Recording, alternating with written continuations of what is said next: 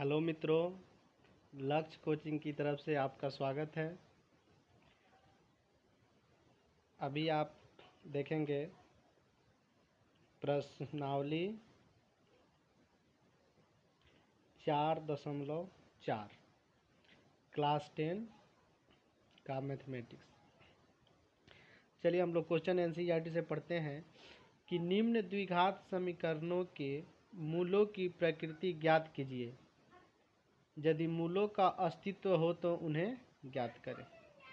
चलिए तो पहले हम चेक करेंगे कि मूल का अस्तित्व है कि नहीं, इसकी क्या प्रकृति है, और फिर यदि होगा तो उसका हल निकालेंगे। चलिए तो हम लोग देखते हैं।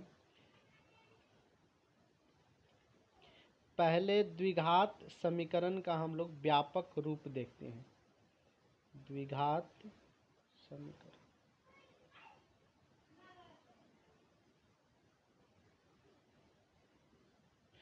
तो द्विघात समीकरण का व्यापक रूप होता है ax² plus bx plus c बराबर 0, जहाँ a बराबर नॉट 0, जहाँ a क्या नहीं होना चाहिए, 0 नहीं होना चाहिए। यदि a 0 हुआ तो वह x² को 0 बना देगा, और फिर यदि पावर 2 रहा नहीं तो फिर ये द्विघात समीकरण नहीं होगा। चलिए तो ये द्विघात समीकरण का व्यापक रूप हुआ। अब आगे हम लोग देखते हैं कि मूलों की प्रकृति और फिर मूलों का अस्तित्व चेक करेंगे। तो इसके लिए 3 केस है। तो यहाँ हम लिखते हैं केस 1 हमने लिखा, फिर लिखेंगे केस 2, फिर यहाँ पे लिखते हैं केस 1 केस 2, यहाँ पे लिख देते हैं केस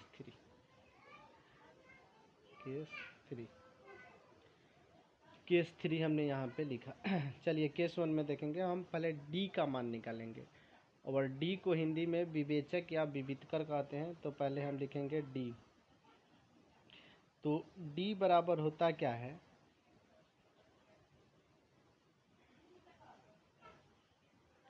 केस 1 में हम लोग देखेंगे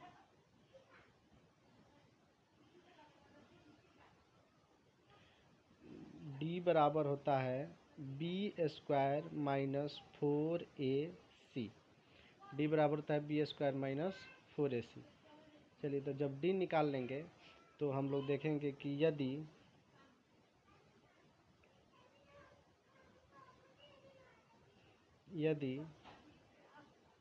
डी का मान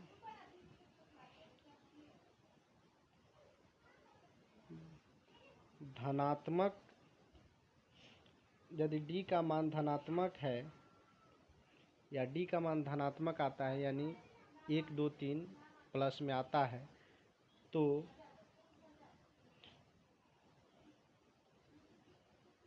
मूलों का अस्तित्व होगा।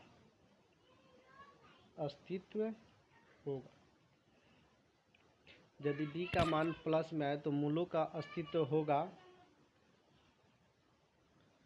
अवर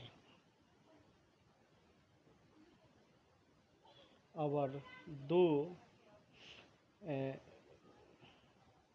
भिन्न या अलग अलग दो भिन्न मूल होंगे होगा। यानी कि डी का मान यदि धनात्मक आया तो मूल जो होगा वो x का 2 को जो मान निकलेगा वो अलग अलग निकलेगा। तो हमने केस 1 सीखा। चलिए अब हम लोग केस 2 के बारे में पढ़ते हैं कि केस 2 क्या है। केस 2 में हम लोग क्या पढ़ते हैं कि इसमें भी हम पहले डी निकालेंगे, तो डी बराबर होता है बी स्क्वायर माइनस 4ac। तो यदि डी का मान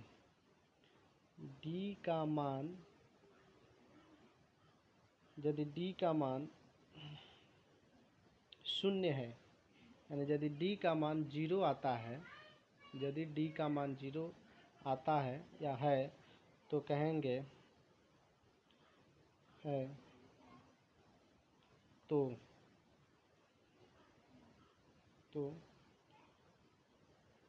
मूलों का अस्तित्व होगा।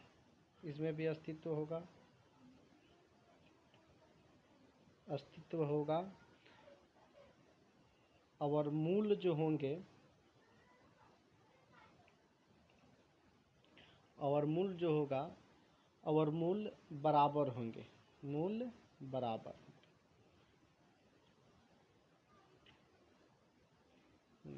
यानी कि यदि d का मान 0 आता है और जब हम लोग x का मान निकालेंगे तो x का जो होगा दोनों मान एक ही आएगा, x का दोनों मान एक ही आएगा।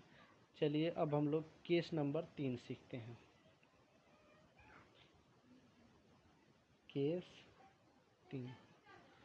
केस 3 में हम लोग सीखते हैं कि फिर उसमें भी हम लोग d निकालेंगे। d बराबर बी स्क्वायर माइनस 4ac निकालेंगे। फिर यदि d का मान ऋणात्मक है, यदि d का मान ऋणात्मक है यानी कि माइनस में यदि कोई संख्या आता है, ऋणात्मक है तो यदि माइनस में आ जाता है तो मूलों का अस्तित्व नहीं होगा,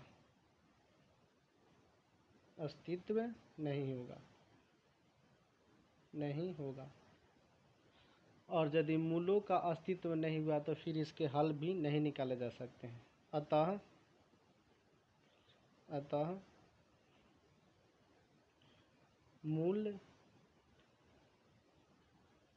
मूल का मान संभव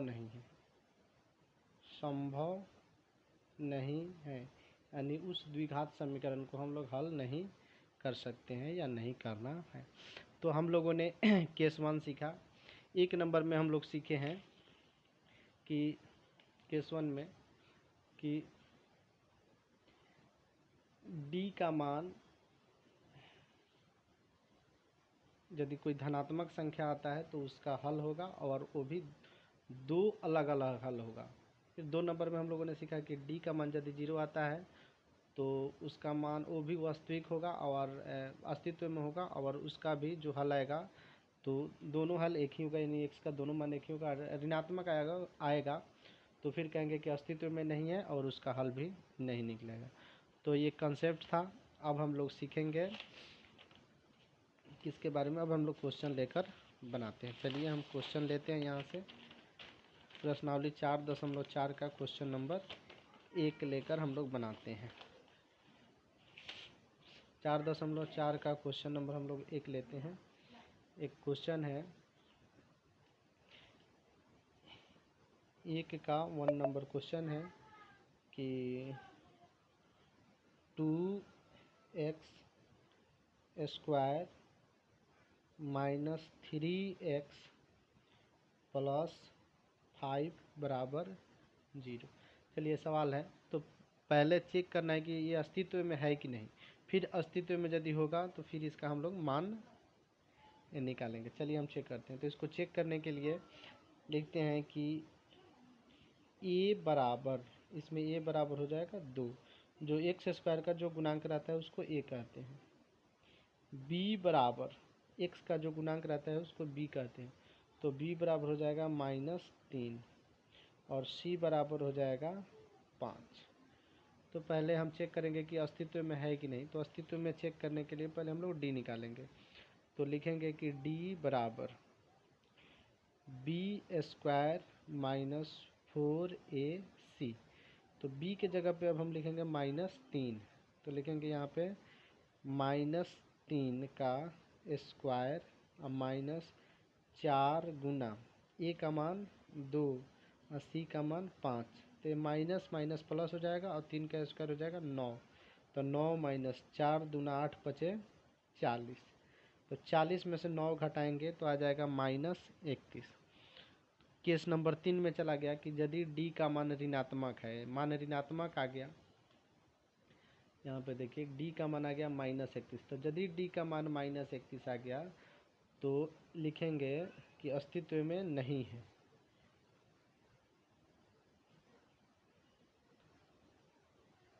अस्तित्व में नहीं है, क्योंकि माइनस में माना गया इसी अस्तित्व में नहीं है। अतः